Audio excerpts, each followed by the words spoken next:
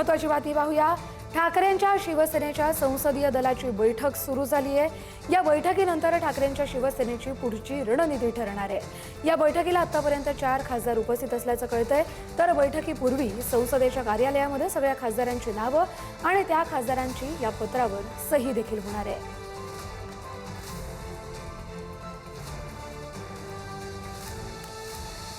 आपण या सगळ्या घडामोडींसंदर्भात बोलूया। घटनातज्ञ उल्हास बापट सर आपल्याबरोबर जोडले गेलेले आहेत। बापट सर, आपलं पुढारी न्यूजमध्ये स्वागत आहे। खरं तर आज संसदीय दलाची बैठक आहे आणि त्याआधीच ठाकरेंच्या शिवसेनेनं व्हीप बजावला। पण हा जो व्हीप आहे तो फक्त सभागृहापुरता मर्यादित असतो की अशा बैठकांसाठी पण लागू होतो? व्हीप हा तुम्ही सभागृहामध्ये पक्षाने दिलेल्या आदेशाप्रमाणे मतदान केलं नाहीत किंवा ऍब्सेंट राहिलात तर तो व्हीप लागू होतो। परंतु मुख्य मुद्दा असा आहे की हा जो अँटी डिफेक्शन लॉ आहे, म्हणजे पक्षांतर बंदी कायदा आहे, त्याच्यामध्ये स्वच्छ शब्दात दिलंय की तुम्ही जर का स्वखुशीने विलिंगली आपला पक्ष सोडला असाल तर 10वं शेड्यूल लागू होतं। आता ही लोक जर का पक्षाने बोलवलेल्या मीटिंगला हजर राहिली नाहीत तर निश्चित स्वरूपामध्ये यांनी पक्ष सोडलाय असा त्याचा अर्थ होतो। परंतु सुप्रीम कोर्टाने याच्यावर आजपर्यंत निश्चित निर्णय दिलेला नाही। गेले 4 वर्ष हा खटला पडून आहे, परंतु सुप्रीम कोर्टाने निर्णय दिलेला नाही। परंतु माझं व्यक्तिगत मत असं आहे घटनेचा प्राध्यापक म्हणून की ते जर का मीटिंगला हजर राहिले नाहीत तर त्यांनी पक्ष सोडलाय आणि त्यांना 10वं शेड्यूल लागू होतं। डिस्क्वालिफिकेशनचं पिटिशन स्पीकरकडे शिवसेनेला करता येईल याच्या पुढे। आता प्रॉब्लेम फक्त असा आहे की सुप्रीम कोर्टाने काहीच स्पष्टीकरण दिलं नाही। 10वं शेड्यूल जे आहे त्याच्या 4थ्या पॅरेग्राफ मध्ये म्हटलंय की पक्षांनी मर्जरचा विलिनीकरणाचा निर्णय घ्यायचा, पण तो जर का घेतला तर त्यासाठी कायदे मंडळातले 2/3 सदस्यांची त्याला संमती पाहिजे। म्हणजे कायदे मंडळाच्या सदस्यांची संमती ही कंडिशन आहे। निर्णय जो आहे तो पॉलिटिकल पक्षांनी घ्यायचा आहे।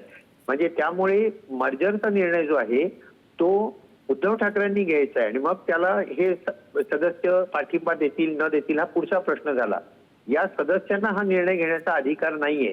तेव्हा हा जो कॉम्प्लिकेटेड प्रश्न आहे हा सुप्रीम कोर्टाने लवकरात लवकर सोडवायला पाहिजे। किंबहुना अत्यंत उदात्त हेतूने केलेला हा जो कायदा होता पक्षांतर बंदीचा, त्याचं विकृतीकरण गेले 4-5 वर्ष जे चाललंय, माझं तर स्वतःच असं मत आहे की याला सगळ्यात जास्त जबाबदार कोणी असेल तर सुप्रीम कोर्टच आहे। कारण कॉन्स्टिट्यूशनल इश्यू असेल तर 6 महिन्याच्यात निकाल लागायला पाहिजे। 4-4 वर्ष जर का तुम्ही एवढे मोठे खटले बाजूला ठेवलेत तर त्यांनी लोकशाहीला धोका निर्माण होतो। बरोबर। तुम्ही जसं उल्लेख केला 4 वर्षांपासून अर्थातच हे प्रकरण कोर्टामध्ये अजूनही प्रलंबित आहे।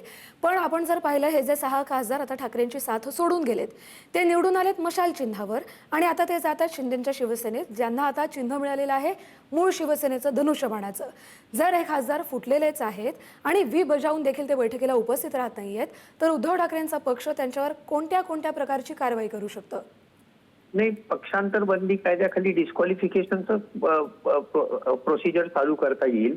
आणि एक लक्षात घ्या की आपली नीतिमत्ता, राजकीय नीतिमत्ता किती लयाला गेली याचं हे उदाहरण आहे की आमच्या पुण्यातून समजा एखादा लोकसभेचा खासदार निवडून गेला तर त्याला भाजपचा असेल तर त्याला मत दिलेलं नाही, ते मोदींना मत दिलेलं आहे। तसं इथे उद्धव ठाकरेंना ते मत दिलंय, उबाठाला मत दिलंय आणि हे निवडून आलेत। आता यांना जर का ते पटत नसेल तर यांनी राजीनामा देऊन पुन्हा निवडणुकीकडे जायला पाहिजे। अशा तऱ्हेने पक्ष सोडणं हे एथिक्सला, पॉलिटिकल एथिक्सला निश्चित धरून नाहीये। हे सुद्धा या कायद्यात सुधारणा व्हायला पाहिजे। पण या कायद्यात सुधारणा करायची असेल तर घटना दुरुस्ती करावी लागेल, पण त्याला भाजप आणि इतर त्यांना पोषक आहे आत्ताचं वातावरण, तर ही घटना दुरुस्ती होणार नाही। हे फार दुर्दैव आहे आपल्या इथे सध्या चाललेलं की विकृतीकरण या पक्षांतर बंदी कायद्याचं फार होत आहे। बरं, आता उद्धव ठाकरेंकडे फक्त त्यांचे 3 खासदार उरलेत आणि राज्यसभेचे एक असे संजय राऊत उरलेत। पण हे जे सगळे आता खासदार शिंदेंकडे जात आहेत, जर ते शिंदेंच्या पक्षात उद्या परवा प्रवेश करतील त्यांच्या वर्धापन दिनी, त्यानंतर मात्र उद्धव ठाकरेंनी असं सांगितलेलं आहे की संजय राऊत पण वारंवार म्हणतायत की त्यांना पक्षातून काढलं जाईल, पण ते अशीही आशा बाळगून आहेत की त्यातले काही खासदार पुन्हा परत येतील.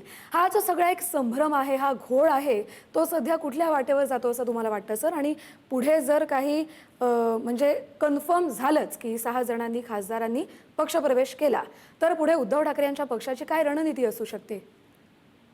नाही, यातल्या राजकारणावर मी काहीच बोलणार नाही. मी कधीच बोलत नाही राजकारणावर. पण कायद्याचा जो प्रश्न आहे त्याच्यामध्ये या 6 लोकांवर अँटी डिफेक्शन लॉ खाली कारवाई करता येईल एवढंच मी सांगू शकतो.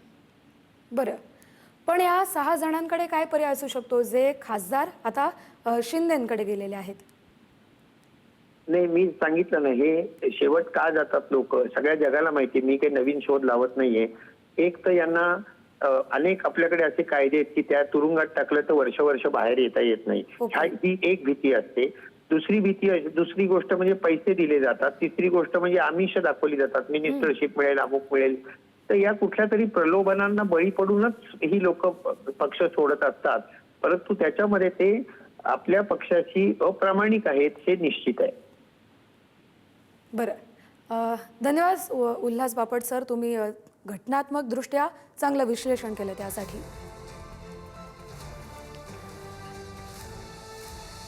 तर बंडखोर खासदारांना बैठकीला आणण्यात उद्धव ठाकरे गटाचे नेते अपयशी ठरलेले आहेत. जे 2 बंडखोर खासदार बैठकीला येतील अशी आशा होती, ते खासदार बैठकीला पोहोचलेच नाहीयेत. त्यामुळे अर्थातच ठाकरे गटाची आता नाचक्की होतीये. कारण कालच्या पत्रकार परिषद असू दे, आजची पत्रकार परिषद असू दे, संसदीय समितीची जी बैठक बोलावली गेली होती त्यासाठी सगळ्यांनाच व्हीप बजावण्यात आला. ज्यातले 9 पैकी 6 खासदार हे बैठकीला अनुपस्थित आहेत. 3 खासदार आहेत आणि चौथे संजय राऊत जे राज्यसभेचे खासदार आहेत.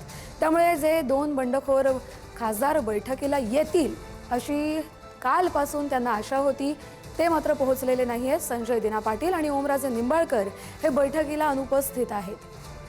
मोठ्या नेत्यांनी अनेकदा मध्यस्थी केलेली आहे. संजय दिना पाटील यांच्याशी सचिन अहिर असू दे, त्याचबरोबर अनेक उद्धव ठाकरेंच्या पक्षातले मोठे नेते आहेत, त्यांनी वारंवार त्यांच्याशी संपर्क ठेवलेला आहे.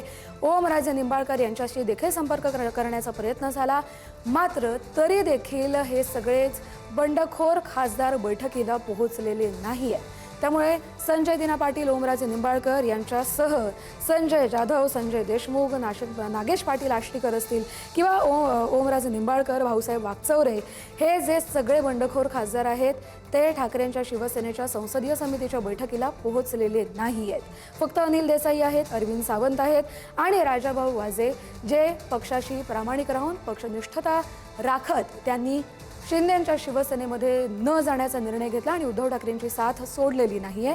असे हे फक्त 3 खासदारच आणि 1 संजय राऊत असे 4 जण या बैठकीला उपस्थित आहेत.